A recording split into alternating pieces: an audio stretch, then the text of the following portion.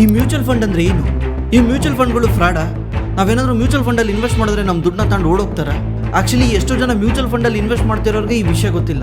Mutual fund ಅಂದರೆ ಏನು, mutual fund ಸೇಫಾ, ನಾವು ಇನ್ವೆಸ್ಟ್ ಮಾಡಿರೋ ದುಡ್ಡು ಈ ಮ್ಯೂಚುವಲ್ ಫಂಡ್ ಕಂಪ್ನಿಗಳು ತಗೊಂಡು ಓಡೋದ್ರೆ ನಾವೇನು ಮಾಡಬೇಕು?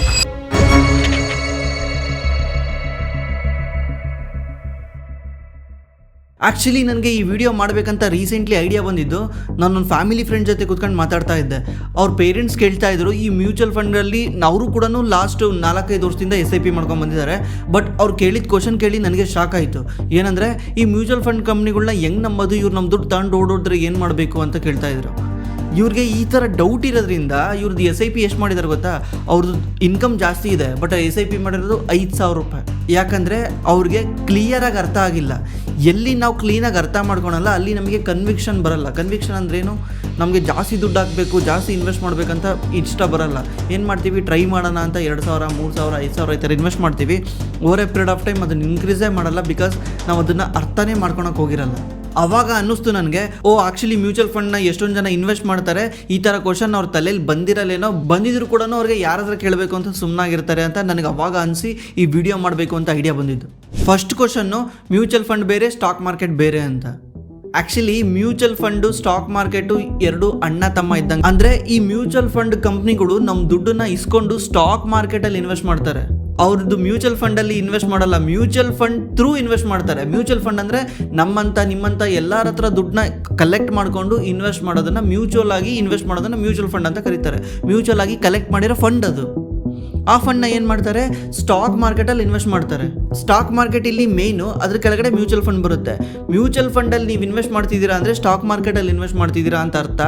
ಆದರೆ ನನಗೆ ಡೈರೆಕ್ಟಾಗಿ ಸ್ಟಾಕ್ ಮಾರ್ಕೆಟಲ್ಲಿ ಸ್ಟಾಕ್ನ ಪಿಕ್ ಮಾಡೋದು ಬರಲ್ಲ, ಸ್ಟಾಕ್ ಬಗ್ಗೆ ಅನಾಲಿಸಿಸ್ ಮಾಡೋಕ್ಕೆ ಬರಲ್ಲ, ಸ್ಟಾಕ್ನ ಯಾವ ಥರ ಫೋರ್ಕಾಸ್ಟ್ ಮಾಡೋಕ್ಕೆ ಬರಲ್ಲ. ಅದಕ್ಕೆ ನಾನೇನು ಮಾಡ್ತಾ ಇದ್ದೀನಿ, ನಂದು ಒಂದು ಪೋರ್ಷನ್ ದುಡ್ಡನ್ನ ಈ ಮ್ಯೂಚುವಲ್ ಫಂಡಿಗೆ ಕೊಡ್ತಾ ಇದ್ದೀನಿ. ಈ ಮ್ಯೂಚುವಲ್ ಫಂಡ್ ಏನು ಮಾಡುತ್ತೆ, ನಮ್ಮ ಹತ್ರ ಇಸ್ಕೊಂಡಿರೋ ದುಡ್ಡನ್ನ ಸ್ಟಾಕ್ ಮಾರ್ಕೆಟಲ್ಲಿ ಇನ್ವೆಸ್ಟ್ ಮಾಡುತ್ತೆ. ಅದು ಫಂಡನ್ನು ಮ್ಯಾನೇಜ್ ಮಾಡೋಕ್ಕೆ ಫಂಡ್ ಮ್ಯಾನೇಜರ್ಸ್ ಅಂತ ಇರ್ತಾರೆ, ಅವರು ಎಕ್ಸ್ಪರ್ಟ್ಸ್ ಇರ್ತಾರೆ. ಬೇಸಿಕ್ ಆಗಿ ಎಲ್ಲರಿಗೂ ಗೊತ್ತಿರುತ್ತೆ, ಎಷ್ಟೋ ಜನ ಗೊತ್ತಿಲ್ಲ ಅಂದರೆ ಈ ವಿಡಿಯೋದಿಂದ ಗೊತ್ತಾಗಿರುತ್ತೆ. ಈಗ ಇಲ್ಲಿವರೆಗೂ ಓಕೆ. ಆದರೆ ನಿಮ್ಗೊಂದು ಕ್ವಶನ್ ಬಂದಿರುತ್ತೆ ಅಥವಾ ಬಂದಿಲ್ಲ ಅಂದ್ರೂ ಈಗ ನಾನು ಹೇಳಿದ್ರೆ ಬರುತ್ತೆ ನೋಡಿ. ಏನಂದರೆ ಈಗ ನೀವು ಇಲ್ಲಿ ಇನ್ವೆಸ್ಟ್ ಮಾಡ್ತೀರಾ, ಈ ತಿಂಗಳು 5,000 ಬಂತು, ಇಲ್ಲ ನಿಮ್ಮ ಹತ್ರ 1,00,000 ರೂಪಾಯಿ ಇದೆ ಲಮ್ಸಮ್ಮಲ್ಲಿ. ನಾನು ಲಾಸ್ಟ್ ವಿಡಿಯೋದಲ್ಲಿ ಹೇಳಿದೆ ಲಮ್ಸಮ್ ಅಂದರೆ ಏನು ಅಂತ. ಆ ವಿಡಿಯೋ ಹೋಗಿ ಚೆಕ್ ಮಾಡಿ, ಇಲ್ಲಿ ಬರುತ್ತೆ ನೋಡಿ. ಲಮ್ಸಮ್ ಅಂದರೆ ನಿಮ್ಮ ಹತ್ರ 1,00,000 ದುಡ್ಡಿದೆ, ಆ 1,00,000 ದುಡ್ಡನ್ನ ನೀವು ಮ್ಯೂಚುವಲ್ ಫಂಡಲ್ಲಿ ಇನ್ವೆಸ್ಟ್ ಮಾಡ್ತಿದ್ದೀರಾ. ಈಗ ನೀವು ಮ್ಯೂಚುವಲ್ ಫಂಡಲ್ಲಿ ಇನ್ವೆಸ್ಟ್ ಮಾಡಬೇಕಂದ್ರೆ ನಿಮ್ಮ ದುಡ್ಡನ್ನ ಅವರು ಇನ್ವೆಸ್ಟ್ ಮಾಡ್ತಿದ್ದೀರಾ ಇಲ್ಲ ಅಂತ ನಿಮ್ಗೆ ಹೆಂಗೆ ಗೊತ್ತಾಗುತ್ತೆ? ಈಗ ನೀವು ಯಾವತ್ತಾದ್ರೂ ಅಸ್ಯೂಮ್ ಮಾಡಿದ್ದೀರಾ, ಈಗ ಮ್ಯೂಚುವಲ್ ಫಂಡವನು ನಮ್ಮ ಹತ್ರ ದುಡ್ಡು ಇಸ್ಕೊಂತಾನ, ನಮ್ಮ ಹತ್ರ ದುಡ್ಡು ಇಸ್ಕೊಂಡು ಅವನೇನಾದ್ರು ಇನ್ವೆಸ್ಟೇ ಮಾಡ್ದಲ್ಲೇ ಇದ್ರೆ ಆ ದುಡ್ಡನ್ನ ಅವ್ನು ತೊಗೊಂಡು ಜೋಬಲ್ಲಿ ಇಟ್ಕೊಂಡ್ರೆ, ಈಗ ಎಷ್ಟೋ ಜನ ಕೇಳಿದ್ರೆ ಸೆಬಿ ಐತೆ ಬಿಡು, ಸೆಬಿ ನೋಡ್ಕೊಳತ್ತೆ ಅಂತ ಹೇಳ್ತಾರೆ. ಆ್ಯಕ್ಚುಲಿ ಇದು ಯಾವ ಥರ ವರ್ಕ್ ಆಗುತ್ತೆ ಅಂತ ಯಾವತ್ತಾರು ಯೋಚನೆ ಮಾಡಿದ್ದೀರಾ? ಈಗ ನಮ್ಮ ಹತ್ರ ಇಸ್ಕೊಂಡಿರೋ ದುಡ್ಡು ನಾವು ನಿಜವಾಗ್ಲೂ ಇನ್ವೆಸ್ಟ್ ಮಾಡ್ತಿದ್ದಾನ ಅಥವಾ ನಮಗೆ ಹೆಂಗೆ ಗೊತ್ತಾಗುತ್ತೆ ನಮ್ಮದು ಮೇಲೆ ಹೋಗ್ತಾ ಇದೆ, ನಮ್ಮದು ಶೇರ್ ಪ್ರೈಸ್ ಮೇಲೆ ಹೋಗ್ತಾ ಇದೆ, ಅದರಿಂದ ನಮ್ಮ ಫಂಡ್ ವ್ಯಾಲ್ಯೂನು ಮೇಲೆ ಹೋಗ್ತಾ ಇದೆ ಅಂತ? ಅಕಸ್ಮಾತ್ ನೀವು 1,00,000 ಇನ್ವೆಸ್ಟ್ ಮಾಡಿದ್ದೀರಾ, ಅದು 2,00,000 ಮೇಲೋಗಿದೆ, ಬಟ್ ಅವ್ನು ನಿಮಗೆ ಹೇಳ್ತಾನೆ ಬರೀ 1,50,000 ಮೇಲೋಗಿದೆ, ನಿಮ್ದು 50,000 ಲಾಭ ಆಗಿದೆ ಅಂತ. ಇನ್ನು 50,000 ಅವನೇ ಇಟ್ಕೊಂಡ್ರೆ ಅಥವಾ ಅವ್ನು ಸುಳ್ಳು ಹೇಳಿದ್ರೆ? ಈ ಥರ ಯಾವತ್ತಾರು ಯೋಚನೆ ಮಾಡಿದ್ದೀರಾ? ಅವ್ರ ತಲೆಯಲ್ಲಿ ಈ ಥರ ಕ್ವಶನ್ಗಳು ಬಂದಿದೆ.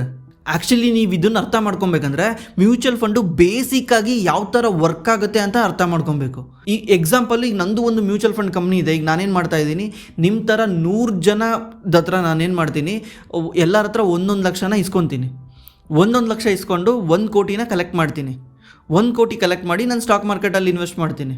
ಈಗ ನಿಮ್ಮ ಹತ್ರ ಎಲ್ಲನೂ 1,00,000 ಇಸ್ಕೊಂಡಿರ್ತೀನಲ್ಲ, ಈಗ ಈ ದುಡ್ಡು ಏನಾದರೂ 5 ಕೋಟಿ ಆದರೆ ನಿಮ್ಮದು 1,00,000 5,00,000 ಆಗಬೇಕು ತಾನೆ? ನಿಮಗೆ ಹೆಂಗೆ ಗೊತ್ತಾಗುತ್ತೆ ನಂದು 1,00,000 5,00,000 ಆಗಿದೆ ಅಂತ? ಬಿಕಾಸ್ ನಾನು ಇನ್ವೆಸ್ಟ್ ಮಾಡಿರೋ ಸ್ಟಾಕು ಬರೀ ನಾನು ಹೇಳ್ತೀನಿ 2,00,000 ಅಷ್ಟೇ ಆಗಿದೆ, 2 ಕೋಟಿ ಅಷ್ಟೇ ಆಗಿದೆ ಅಂತ. ಬಿಕಾಸ್ ನಾನು ನಿಮ್ಮ ಅಕೌಂಟಲ್ಲಿ ಏನು ಇನ್ವೆಸ್ಟ್ ಮಾಡಿರಲ್ಲ, ನೀವು ನನ್ನ ಅಕೌಂಟಿಗೆ ದುಡ್ಡು ಕೊಟ್ಟಿರ್ತೀರಾ, ಮ್ಯೂಚುವಲ್ ಫಂಡ್ ಅಕೌಂಟಿಗೆ ದುಡ್ಡು ಕೊಟ್ಟಿರ್ತೀರಾ. ನಿಮಗೆ ಹೆಂಗೆ ಗೊತ್ತಾಗುತ್ತೆ ಅದು 5 ಕೋಟಿನೇ ಆಗಿದೆ, 6 ಕೋಟಿನೇ ಆಗಿದೆ ಅಂತ? ನಾನು ಹೇಳಿದ್ದು ನಂಬ್ತೀರಾ? ಅದಕ್ಕೇ ಈ ಥರ ಪ್ರಾಬ್ಲಮ್ ಬರುತ್ತೆ ಅಂತಲೇ ಮ್ಯೂಚುವಲ್ ಫಂಡಲ್ಲಿ NAV ಮತ್ತು ಯೂನಿಟ್ಸ್ ಅಂತ ಇರ್ತವೆ. ಯೂನಿಟ್ಸ್ ಅಂದರೆ, ಈಗ ನಾನು ನಿಮ್ಮ ಹತ್ರ ಎಲ್ಲರ ಹತ್ರ 1,00,000 ಇಸ್ಕೊಂಡೆ, 1,00,000 ಇಸ್ಕೊಂಡು ಟೋಟಲ್ 1 ಕೋಟಿನ ಕಲೆಕ್ಟ್ ಮಾಡಿದೆ. ಇವಾಗ ನಾನು ಏನು ಮಾಡ್ತೀನಿ, ನೀವು ಕೊಟ್ಟಿರೋ 1,00,000ನ ಡಿವೈಡೆಡ್ ಬೈ 10 ಮಾಡ್ತೀನಿ. 10 ಮಾಡಿ ನಾನು ನಿಮಗೆ 10,000 ಯೂನಿಟ್ ಕೊಡ್ತೀನಿ. ಡಿವೈಡೆಡ್ ಬೈ 10 ಮಾಡಿದ್ರೆ 10,000 ಯೂನಿಟ್ ಬರುತ್ತೆ. ಈ 10ನೇ ಯಾಕೆ ತಗೊಂಡೆ ಅಂತ ನಾನು ಹೇಳ್ತೀನಿ. ಆ್ಯಕ್ಚುಲಿ ಯಾವುದೇ ಒಂದು ಮ್ಯೂಚುವಲ್ ಫಂಡು ಸ್ಟಾರ್ಟ್ ಆಗೋದಿರಲಿ, ಯಾವುದೇ ಒಂದು ಕಂಪನಿ ಹೊಸ್ದಾಗಿ ಸ್ಟಾರ್ಟ್ ಆಗೋದಿರಲಿ, ಆ ಕಂಪ್ನಿದು ಸ್ಟಾರ್ಟ್ ಆಗೋದು ಫೇಸ್ ವ್ಯಾಲ್ಯೂ ಅಂತ ನೀವು ನೋಡಿರ್ತೀರ, 10 ರೂಪಾಯಿ ಫೇಸ್ ವ್ಯಾಲ್ಯೂ ಅಂತ ಇರುತ್ತೆ. ಯಾಕೆ 10 ರೂಪಾಯಿನೇ ಇರುತ್ತೆ? ಎನಿಥಿಂಗ್ ಹೊಸ ಕಂಪ್ನಿ ಸ್ಟಾರ್ಟ್ ಆದರೂ ಕೂಡ 10 ರೂಪಾಯಿ ಫೇಸ್ ವ್ಯಾಲ್ಯೂಯಿಂದನೇ ಸ್ಟಾರ್ಟ್ ಆಗುತ್ತೆ. ಈಗ ಎಕ್ಸಾಂಪಲು ನಾನೊಂದು ಕಂಪ್ನಿ ಸ್ಟಾರ್ಟ್ ಮಾಡಿದ್ದೀನಿ, ನಾನೊಂದು ಕಂಪ್ನಿ ಸ್ಟಾರ್ಟ್ ಮಾಡಿ ಶೇರ್ಸ್ ಕೊಡ್ತಾ ಇದ್ದೀನಿ. ಶೇರ್ಸ್ ಕೊಡ್ಬೇಕಾದ್ರೆ ನಾನು 10 ರೂಪಾಯಿ ಶೇರ್ಸ್ ಹಂಗೆ ಕೊಡೋದು. ಅದೇ ರೀತಿ ಈಗ ಯಾವುದನ್ನ ಒಂದು ಫಂಡ್ ಹೊಸ್ದಾಗಿ ಸ್ಟಾರ್ಟ್ ಮಾಡ್ತಾ ಇದೆ, ಈಗ ನಾನೊಂದು ನಿಮ್ಮ ಹತ್ರ ಎಲ್ಲ ದುಡ್ಡು ಇಸ್ಕೊಂಡು ಹೊಸ್ದಾಗಿ ಸ್ಟಾರ್ಟ್ ಮಾಡಿದ್ದೀನಿ ಅಂದರೆ ನಾನು ಒಂದು ಯೂನಿಟ್ ಪ್ರೈಸ್ನ 10 ರೂಪಾಯಿ ಅಂತ ಇಡ್ತಾ ಇದ್ದೀನಿ. ಅದಕ್ಕೆ ಅದನ್ನು 10 ರೂಪಾಯಿಗೆ ನಾನು ಡಿವೈಡೆಡ್ ಬೈ ಮಾಡಿದ್ದು. ಈಗ ನಾನು ನಿಮ್ಗೆಲ್ಲರಿಗೂ 10,000 ಯೂನಿಟ್ ಕೊಟ್ಟೆ, ಅದರಲ್ಲಿ ಒಂದು ಯೂನಿಟ್ ಪ್ರೈಸ್ ಬಂದ್ಬಿಟ್ಟು 10 ರೂಪಾಯಿ. ಅದನ್ನು NAV ಅಂತ ಕರಿತೀವಿ. ನಿಮ್ಮ ಹತ್ರ ಈಗ ಟೋಟಲ್ 10,000 ಯೂನಿಟ್ ಇದೆಯಾ, ಒಂದು ಯೂನಿಟ್ ಪ್ರೈಸು 10 ರೂಪಾಯಿನ, ಎರಡನ್ನೂ ಸೇರಿಸಿದ್ರೆ ಎಷ್ಟಾಗುತ್ತೆ ಹೇಳಿ? 1 ಲಕ್ಷ ಆಗುತ್ತೆ. ಸಿಂಪಲ್ಲು. ಈಗ ಯಾವುದೇ ಒಂದು ಹೊಸ ಫಂಡ್, ಈಗ NFO ಯಾವುದನ್ನ ಹೊಸ ಫಂಡ್ ಬರ್ತಾ ಇದೆ ಅಂದರೆ, ಈಗ ರೀಸೆಂಟ್ಲಿ ನಾನು ಅವಾಗಲೇ ಹೇಳಿದ್ನಲ್ವ NFO ಬರ್ತಾ ಇದೆ ಅಂತ, ಆ NFO ಕೂಡ 10 ರೂಪಾಯಿಂದನೇ ಸ್ಟಾರ್ಟ್ ಆಗುತ್ತೆ. ಯಾಕಂದರೆ 10 ರೂಪಾಯಿಂದ ಕ್ಯಾಲ್ಕುಲೇಟ್ ಮಾಡೋದು ಈಸಿ ಅಂತ. ಆ್ಯಕ್ಚುಲಿ ನಾನು NFO ಬಗ್ಗೆ ಮಾತಾಡ್ಬೇಕಾದ್ರೆ, ನೀವು NFO ಮೇಲೆ ಏನಾದರೂ ಇನ್ವೆಸ್ಟ್ ಮಾಡಬೇಕಾದ್ರೆ, ನೀವು NFO ನಿಮ್ಮ ಲೈಫಲ್ಲಿ ಏನಾದರೂ ಆ್ಯಕ್ಚುಲಿ ಆಲ್ರೆಡಿ 2,000 ನೀವು ಇನ್ವೆಸ್ಟ್ ಮಾಡಿದ್ದೀರಾ NFOದಲ್ಲಿ, ಅಥವಾ 3,000 ಇನ್ವೆಸ್ಟ್ ಮಾಡಿದ್ದೀರಾ, ಮತ್ತು ಎಲ್ಲ NFOದಲ್ಲಿ ಇನ್ವೆಸ್ಟ್ ಮಾಡೋಕ್ಕೆ ಹೋಗ್ಬೇಡಿ. ಯಾವುದೋ ಒಂದು ಇನ್ವೆಸ್ಟ್ ಮಾಡಿದ್ದೀರಾ ಅಂದರೆ ಬಿಟ್ಟುಬಿಡಿ. ಯಾಕಂದರೆ NFOದಲ್ಲಿ ಸ್ವಲ್ಪ ಚಾರ್ಜಸ್ ಜಾಸ್ತಿ ಇರುತ್ತೆ compared to mutual fund. But NFO ಯಾಕೆ ಬೆಸ್ಟ್ ಅಂದರೆ, ಇದು 5 ವರ್ಷ ಲಾಕಿನ್ ಇರುತ್ತೆ. ನೀವು 5 ವರ್ಷ ಯಾವುದೇ ಕಷ್ಟ ಬಂದರೂ ಬಿಡ್ಸೋಕ್ಕೆ ಬರಲ್ಲ. ಅದರಿಂದ ಏನು ಮಾಡ್ತೀವಿ ನಾವು, ಆ್ಯಕ್ಚುಲಿ ಮಿಡಲ್ ಕ್ಲಾಸ್ ಅವರು, ನಮಗೆ ಕಷ್ಟ ಇದ್ರೂ ಪರವಾಗಿಲ್ಲ ಅಂತ ದುಡ್ಡನ್ನ ವೇಸ್ಟ್ ಆಗುತ್ತಲ್ಲ ಅಂತ ದುಡ್ಡನ್ನ ಕಟ್ಕೊಂಡು ಹೋಗಿ ನಾವು 5 ವರ್ಷ ಆದಮೇಲೆ ಬಿಡಿಸ್ಕೊತೀವಿ. 5 ವರ್ಷ ಆದಮೇಲೆ ಬಿಡಿಸ್ಕೊಂಡಾಗ ಒಂದು ಒಳ್ಳೆ ಅಮೌಂಟ್ ಬರುತ್ತೆ. ಇಲ್ಲಿ ನಮಗೆ ಆಟೋಮೆಟಿಕ್ಲಿ ಡಿಸಿಪ್ಲಿನ್ ಕಲ್ತ್ಕೊತೀವಿ. ಬಿಕಾಸ್ ಮ್ಯೂಚುವಲ್ ಫಂಡಲ್ಲಿ ಏನು ಪ್ರಾಬ್ಲಮ್ ಅಂದರೆ, ಮ್ಯೂಚುವಲ್ ಫಂಡಲ್ಲಿ ಇನ್ವೆಸ್ಟ್ ಮಾಡ್ತಿರ್ತೀರಾ, 3 ತಿಂಗಳು ನಿಮ್ಮದು ದುಡ್ಡು ಬೇಕಾದರೆ ಬಿಡಿಸ್ಕೊತೀರಾ, 6 ತಿಂಗಳಿಗೆ ಬಿಡಿಸ್ಕೊತೀರಾ, 1 ತಿಂಗಳಿಗೆ ಬಿಡಿಸ್ಕೊತೀರಾ. ಮ್ಯೂಚುವಲ್ ಫಂಡಲ್ಲಿ ಬಿಡಿಸ್ಕೊಳೋದು ಈಸಿ, ಈ NFOದಲ್ಲಿ ಬಿಡಿಸ್ಕೊಳೋದು ಕಷ್ಟ. ಅದರಿಂದ ಯಾವುದನ್ನ ಒಂದು ಮಾಡಿ, ಯಾವುದನ್ನ ಒಂದು ಸಲ ಮಾಡಿದ್ಮೇಲೆ ಮುಗೀತು, ಮತ್ತು ನೀವು ಬೇರೆ ಫಂಡ್, ಮ್ಯೂಚುವಲ್ ಫಂಡ್ ಕಡೆ ಗಮನ ಕೊಡಿ. ಮತ್ತು NFOದಲ್ಲಿ ಏನು ಮಾಡೋಕ್ಕೆ ಹೋಗ್ಬೇಡಿ. ಈಗ ನಾನು 100 ಜನದ ಹತ್ರ ಇಸ್ಕೊಂಡಿದ್ದೀನಿ ದುಡ್ಡನ್ನ, ಅದಕ್ಕೆ ಈ 10,000 ಇಂಟು 100 ಎಷ್ಟಾಗುತ್ತೆ? 10 ಲಕ್ಷ ಆಗುತ್ತೆ. ಟೋಟಲ್ ನಾನೇನು ಮಾಡಿದೆ, 10 ಲಕ್ಷ ಯೂನಿಟ್ನ ಮಾಡಿ ಎಲ್ಲರಿಗೂ ಕೊಟ್ಟೆ. ಇಲ್ಲಿ 50,000 ಇನ್ವೆಸ್ಟ್ ಮಾಡಿರೋರಿಗೆ 5,000 ಯೂನಿಟ್ ಸಿಕ್ತು, 1 ಲಕ್ಷ ಇನ್ವೆಸ್ಟ್ ಮಾಡಿರೋರಿಗೆ 10,000 ಯೂನಿಟ್ ಸಿಕ್ತು. ಅದೇ ರೀತಿ ಯಾರನ್ನ 10,000 ಇನ್ವೆಸ್ಟ್ ಮಾಡಿದರೆ ಅವರಿಗೆ 1,000 ಯೂನಿಟ್ ಸಿಗ್ತಾ ಇತ್ತು. ಈ ಥರ ಮಾಡೋದ್ರಿಂದ ಏನು ಬೆನಿಫಿಟ್ ಆಗುತ್ತೆ ಅಂದರೆ, ನೀವೇ ನೋಡಿ, ಈಗ ನಿಮ್ಮ ಹತ್ರ 10,000 ರೂಪಾಯಿ ಇದೆ ಅಂದ್ಕೊಳ್ಳಿ. ಈ 10,000 ರೂಪಾಯಿನಲ್ಲಿ ನೀವು ಸ್ಟಾಕ್ ಮಾರ್ಕೆಟಲ್ಲಿ ಇನ್ವೆಸ್ಟ್ ಮಾಡೋಕ್ಕೆ ಹೋದರೆ, ಒಂದು MRF ಶೇರ್ ಬೈ ಮಾಡಿದ್ರೆ 1,50,000 ಬೇಕು. ಅದೇ ರೀತಿ TCSನ ಬೈ ಮಾಡಿದ್ರೆ 4,500 ರೂಪಾಯಿ ಶೇರ್ಸ್ ಪ್ರೈಸ್ ಇದೆ ಸಮಥಿಂಗು. ಈಗ ನಿಮ್ಮ ಹತ್ರ 10,000 ರೂಪಾಯಿನಲ್ಲಿ ನೀವು ಎಷ್ಟು ಶೇರ್ ಬೈ ಮಾಡೋಕ್ಕಾಗುತ್ತೆ? ಎಷ್ಟು ಕಂಪ್ನಿನಲ್ಲಿ ಇನ್ವೆಸ್ಟ್ ಮಾಡೋಕ್ಕಾಗತ್ತೆ? ಭಾಳ ಕಂಪ್ನಿನಲ್ಲಿ ಇನ್ವೆಸ್ಟ್ ಮಾಡೋಕ್ಕಾಗಲ್ಲ. ಆವಾಗ ನೀವು 2 ಕಂಪ್ನಿನಲ್ಲಿ ಇನ್ವೆಸ್ಟ್ ಮಾಡಿರ್ತೀರ, ಇಲ್ಲಿ ರಿಸ್ಕ್ ಜಾಸ್ತಿ ಆಗುತ್ತೆ. ಬಿಕಾಸ್ 2 ಕಂಪ್ನಿ ಮುಳುಗೋಗೋ ಚಾನ್ಸ್ ಜಾಸ್ತಿ ಇರುತ್ತಾ, ಮುಳುಗೋದ್ರೆ ಏನಾಗುತ್ತೆ, ನಿಮ್ಮ ದುಡ್ಡು ಹೋಗ್ಬಿಡುತ್ತೆ. ಅದೇ ಮ್ಯೂಚುವಲ್ ಫಂಡಲ್ಲಿ ಏನಾಗುತ್ತೆ, ಅವನು 30ರಿಂದ 40 ಕಂಪ್ನಿನಲ್ಲಿ ಇನ್ವೆಸ್ಟ್ ಮಾಡ್ತಾನೆ. ಹೆಂಗೆ ಮಾಡ್ತಾನೆ? ಹೆಂಗಂದರೆ ಇದೇ ರೀತಿ 10,000 15,000 ಏನು ಕೊಟ್ಟಿರ್ತೀರಲ್ವ, 1 ಲಕ್ಷ 2 ಲಕ್ಷ ಎಲ್ಲ ಕೊಟ್ಟಿರ್ತೀರಲ್ವ, ಇವನ ಹತ್ರ ಟೋಟಲ್ 1 ಕೋಟಿ ರೂಪಾಯಿ ಬಂತು. ಈ 1 ಕೋಟಿ ರೂಪಾಯಿನ ಇನ್ನು ಇನ್ವೆಸ್ಟ್ ಮಾಡ್ತಾನೆ. ಇವನು 1 ಕೋಟಿ ರೂಪಾಯಿ ಇನ್ವೆಸ್ಟ್ ಮಾಡಿ ಯಾವಾಗ ಈ 1 ಕೋಟಿ ರೂಪಾಯಿ 2 ಕೋಟಿ ರೂಪಾಯಿ ಆಗುತ್ತೆ, ಆವಾಗ ನಿಮ್ಮದು NAV ವ್ಯಾಲ್ಯೂ ಇರುತ್ತಲ್ವ, NAV 10 ರೂಪಾಯಿ ಇರುತ್ತಲ್ವ, NAV ಅದೇನಾಗುತ್ತೆ 20 ರೂಪಾಯಿ ಆಗುತ್ತೆ. ಬಿಕಾಸ್ ಈ ಎಂಟೈರ್ ಪೋರ್ಟ್ಫೋಲಿಯೋ ಡಬಲ್ ಆದ ತಕ್ಷಣ ನಿಮ್ಮದು NAV ಕೂಡ ಡಬಲ್ ಆಗಿದೆ. ಅಥವಾ ಈ ಎಂಟೈರ್ ಪೋರ್ಟ್ಫೋಲಿಯೋ 50% ರಿಟರ್ನ್ ಕೊಟ್ಟ ತಕ್ಷಣ ನಿಮ್ಮದು NAV ಕೂಡ 50% ರಿಟರ್ನ್ ಕೊಟ್ಟಿದೆ. ಅಂದರೆ ನಿಮ್ಮ 10 ರೂಪಾಯಿ ಇರೋದು 15 ರೂಪಾಯಿ ಆಗಿದೆ. ಇವಾಗ ನೀವು ಈಸಿಲಿ ಟ್ರ್ಯಾಕ್ ಮಾಡ್ಬೋದಲ್ವಾ? ಇವಾಗ 5,000 ರೂಪಾಯಿ ಇರೋನು ಇನ್ವೆಸ್ಟ್ ಮಾಡ್ಬೋದು, 1,000 ರೂಪಾಯಿ ಇರೋನು ಇನ್ವೆಸ್ಟ್ ಮಾಡ್ಬೋದು ತಾನೆ. ಈಗ 1,000 ರೂಪಾಯಿ ಯಾರು ಇನ್ವೆಸ್ಟ್ ಮಾಡಿದಾನಲ್ಲ ಅವನು ಒಂದೇ, ಇಲ್ಲಿ 10 ಲಕ್ಷ ಯಾರು ಇನ್ವೆಸ್ಟ್ ಮಾಡಿದಾನಲ್ಲ ಅವನು ಒಂದೇ. ಈ 10 ಲಕ್ಷ ಇನ್ವೆಸ್ಟ್ ಮಾಡೋದೊಂದು ಏನಾದರೂ 100% ರಿಟರ್ನ್ ಕೊಟ್ಟಿದೆ ಅಂದರೆ, ಇಲ್ಲಿ 1,000 ಇನ್ವೆಸ್ಟ್ ಮಾಡೋನಿಗೂ ಕೂಡ 100% ರಿಟರ್ನ್ ಕೊಟ್ಟಿರುತ್ತೆ. ಈ ಒಂದು 10 ಲಕ್ಷ 20 ಲಕ್ಷ ಆಗಿರುತ್ತೆ, ಇಲ್ಲಿ 1,000 2,000 ಆಗಿರುತ್ತೆ. ಇದಕ್ಕೆ ಮ್ಯೂಚುವಲ್ ಫಂಡು ಬೆಸ್ಟ್ ಅಂತ ಹೇಳೋದು. ಬಿಕಾಸ್ ನಮ್ಮ ದುಡ್ಡು ತುಂಬ ಕಂಪ್ನಿಗಳ ಮೇಲೆ ಇನ್ವೆಸ್ಟ್ ಆಗುತ್ತೆ, ರಿಸ್ಕ್ ಡೈವರ್ಸಿಫೈ ಆಗಿರುತ್ತೆ ಅಂತ. ಇದರಿಂದ ನಾವು ಈಸಿಲಿ ಟ್ರ್ಯಾಕ್ ಮಾಡ್ಬೋದು ಈ ಮ್ಯೂಚುವಲ್ ಫಂಡ್ ಪರ್ಫಾರ್ಮೆನ್ಸ್ನ. ಈವನ್ ಎವ್ರಿ ಡೇ ಅದು NAV ಅಪ್ಡೇಟ್ ಆಗ್ತಾ ಇರುತ್ತೆ. ಎವ್ರಿ ಡೇ ಈವ್ನಿಂಗು, ಇವತ್ತು 10 ರೂಪಾಯಿ NAVನಲ್ಲಿ ಮಾರ್ಕೆಟ್ ಓಪನ್ ಆಗಿದೆ. ಈಗ ಟೋಟಲ್ 1 ಕೋಟಿ ರೂಪಾಯಿ ಮ್ಯೂಚುವಲ್ ಫಂಡ್ ವ್ಯಾಲ್ಯೂ ಇರೋದು ಇವತ್ತು 5% ಜಂಪ್ ಆಗಿದೆ. ಅಂದರೆ 1 ಕೋಟಿ ಇರೋದು 1 ಕೋಟಿ 5 ಲಕ್ಷ ಆಗಿದೆ. ಇವಾಗ ನಿಮ್ಮದು NAV ಏನಾಗಬೇಕು ಹೇಳಿ? 10 ರೂಪಾಯಿ ಇರೋದು 10 ರೂಪಾಯಿ 50 ಪೈಸೆ ಆಗುತ್ತೆ. 5% ಮೇಲೋಗಿದ್ದಕ್ಕೆ ನಿಮ್ಮದು 50 ಪೈಸೆ ಮೇಲೋಗಿದೆ, ಅಲ್ಲಿ 5% ಮೇಲೋಗಿದ್ದಕ್ಕೆ 5 ಲಕ್ಷ ಮೇಲೋಗಿದೆ. ಇವಾಗ ಹೇಳಿ, ಈ ಮ್ಯೂಚುವಲ್ ಫಂಡ್ ಅವರು ನಮಗೆ ಯಾವ ಥರ ಮೋಸ ಮಾಡ್ಬೋದು ಅಂತ. ಅದಲ್ದಲೆ ಇದನ್ನೆಲ್ಲ ನೋಡ್ಕೊಳಕ್ಕೆ ಸೆಬಿ ಇದೆ. ದೊಡ್ಡ ದೊಡ್ಡ ಇನ್ವೆಸ್ಟರ್ಸ್ಗಳು ಈ 30,000 ಕೋಟಿ 40,000 ಕೋಟಿ ಇವರು ಮ್ಯಾನೇಜ್ ಮಾಡ್ತಾ ಇರ್ತಾರೆ. ಜಸ್ಟ್ 1 ಕೋಟಿ 2 ಕೋಟಿ ನಾನು ಎಕ್ಸಾಂಪಲ್ಗೆ ಹೇಳಿದ್ದು. 30,000 40 ಒಂದೊಂದು ಫಂಡ್ ಇದ್ದಾವೆ 1 ಲಕ್ಷ ಕೋಟಿಗಿನ್ನ ಜಾಸ್ತಿ ದುಡ್ಡನ್ನ ಮ್ಯಾನೇಜ್ ಮಾಡ್ತಾ ಇದ್ದಾವೆ ಒಂದು ಫಂಡು. ಈ ಥರ ಈ NAV ಮತ್ತು ಯೂನಿಟ್ ವರ್ಕ್ ಆಗುತ್ತೆ. ಇದರಿಂದ ನಾವು ಈಸಿಲಿ ಟ್ರ್ಯಾಕ್ ಮಾಡ್ಬೋದು. ಆಮೇಲೆ ನಿಮಗೊಂದು ಡೌಟ್ ಬಂದಿರುತ್ತೆ, ಏನಂದರೆ ಗುರು ಇವಾಗ ನನಗೆ 1 ಕೋಟಿದು NFO ತಗೊಂಬಂದ ಮುಗೀತು, ನಾಳೆ ದಿವಸ ಮತ್ತೆ ನಾನು ಇದರಲ್ಲಿ SIP ಮಾಡಿದ್ರೆ ಅವಾಗ ಏನು ಮಾಡ್ತಾನೆ ಅವನು, ಈ ಹೊಸ ಯೂನಿಟ್ನ ಹುಟ್ಟಾಕ್ತಾನ ಅಂತ. ಹೌದು, ಈಗ ಯಾರು ನೀವು 10 ರುಪೀಸ್ನಲ್ಲಿ ಇನ್ವೆಸ್ಟ್ ಮಾಡಿದ್ದೀರಾ, ಇನ್ನೊಂದು 6 ತಿಂಗಳು ಬಿಟ್ಬಿಟ್ಟು ಇನ್ನೊಬ್ಬ ಬಂದ್ಬಿಟ್ಟು SIP ಮಾಡ್ತಾ ಇದ್ದಾನೆ ಇಲ್ಲಿ, ಅಥವಾ ಒಂದು ಲಮ್ಸಮ್ ದುಡ್ಡನ್ನ ಇನ್ವೆಸ್ಟ್ ಮಾಡೋಕೆ ಹೋಗ್ತಾ ಇದ್ದಾನೆ. ಈಗ ಒಂದು ಲಮ್ಸಮ್ ದುಡ್ಡು ಇನ್ವೆಸ್ಟ್ ಮಾಡಿದ ತಕ್ಷಣ ಅವನಿಗೆ ಹೊಸ ಯೂನಿಟ್ ಸಿಗುತ್ತೆ. ಬಿಕಾಸ್ 15 ರೂಪಾಯಿ NAV ಆಗಿರುತ್ತಾ, 15 ರೂಪಾಯಿ ಹಂಗೆ ಇವನು ಇನ್ವೆಸ್ಟ್ ಮಾಡಬೇಕು. 15 ರೂಪಾಯಿ ಹಂಗೆ 1 ಲಕ್ಷ ರೂಪಾಯಿಗೆ ಎಷ್ಟು ಯೂನಿಟ್ ಸಿಗುತ್ತೆ ಅಷ್ಟು ಅವನಿಗೆ ಸಿಗುತ್ತೆ. ಯಾಕಂದರೆ ಅವ್ನು 10 ರೂಪಾಯಿನಲ್ಲಿ ಇನ್ವೆಸ್ಟ್ ಮಾಡಿಲ್ಲ, ಅವ್ನು ಮಾರ್ಕೆಟ್ ಮೇಲೋದ್ಮೇಲೆ ಇನ್ವೆಸ್ಟ್ ಮಾಡಿದ್ದಾನೆ, ಕೂಡ ಹೊಸ ಯೂನಿಟ್ ಕೊಡ್ತಾರೆ. ಇದೇ ರೀತಿ ಯಾರ್ಯಾರು ಇನ್ವೆಸ್ಟ್ ಮಾಡ್ತಿರ್ತಾರೆ ಅವ್ರಿಗೆ ಅವತ್ತಿನ NAV ಪ್ರಕಾರ ಹೊಸ ಯೂನಿಟ್ ಕೊಡ್ತಾ ಹೋಗ್ತಾರೆ. ಅವ್ರದ್ದು ಕೂಡ ಇನ್ವೆಸ್ಟ್ಮೆಂಟ್ ಆ್ಯಡ್ ಆಗುತ್ತೆ. ನೆಕ್ಸ್ಟ್ NAV ಅವ್ರದ್ದು ಏನಾದರೂ 16 ಆದರೆ ಅವ್ರದ್ದು ಕೂಡ 10% ಜಂಪ್ ಆಗಿದೆ ಅಂತ ಅರ್ಥ. ಇದೇ ರೀತಿ ಮ್ಯೂಚುವಲ್ ಫಂಡ್ ವರ್ಕ್ ಆಗುತ್ತೆ. ಈ AUM ಅಂದರೆ ನಾನು ಅವಾಗಲೇ ಹೇಳಿದೆ, ನನ್ನ ಹತ್ರ 1 ಕೋಟಿ ರೂಪಾಯಿ ನಾನು ನಿಮ್ಮ ಹತ್ರ ಎಲ್ಲ ಇಸ್ಕೊಂಡಿದ್ದೀನಿ ಅಂತ. ಟೋಟಲ್ ನಾನು ಮ್ಯಾನೇಜ್ ಮಾಡ್ತಿರೋ ದುಡ್ಡನ್ನ AUM ಅಂತಾರೆ, ಅಸೆಟ್ ಅಂಡರ್ ಮ್ಯಾನೇಜ್ಮೆಂಟ್ ಅಂತ. ಈ ದುಡ್ಡನ್ನ ನಾನು ಮ್ಯಾನೇಜ್ ಮಾಡ್ತಿರ್ತೀನಿ. ನಾಳೆ ಈ ದುಡ್ಡು 2 ಕೋಟಿ ಆದರೆ ಅದು ಕೂಡ AUM. ನಾಳೆ ಇದು 3 ಕೋಟಿ ಆದರೆ ಅದು ಕೂಡ AUM. ಇಲ್ಲ ನಾಳೆ ಇನ್ನೊಬ್ಬ ಯಾರನ್ನ ತಂದ್ಬಂದ್ಬಿಟ್ಟು 50 ಲಕ್ಷ ಇದಕ್ಕೆ ಆ್ಯಡ್ ಮಾಡಿದ್ರೆ ಇವಾಗ ಈ ಫಂಡ್ದು AUM ಎಷ್ಟಾಗುತ್ತೆ? 3 ಕೋಟಿ 50 ಲಕ್ಷ ಆಗುತ್ತೆ. ಇದನ್ನೇ AUM ಅನ್ನೋದು, ಅಸೆಟ್ ಅಂಡರ್ ಮ್ಯಾನೇಜ್ಮೆಂಟ್ ಅನ್ನೋದು.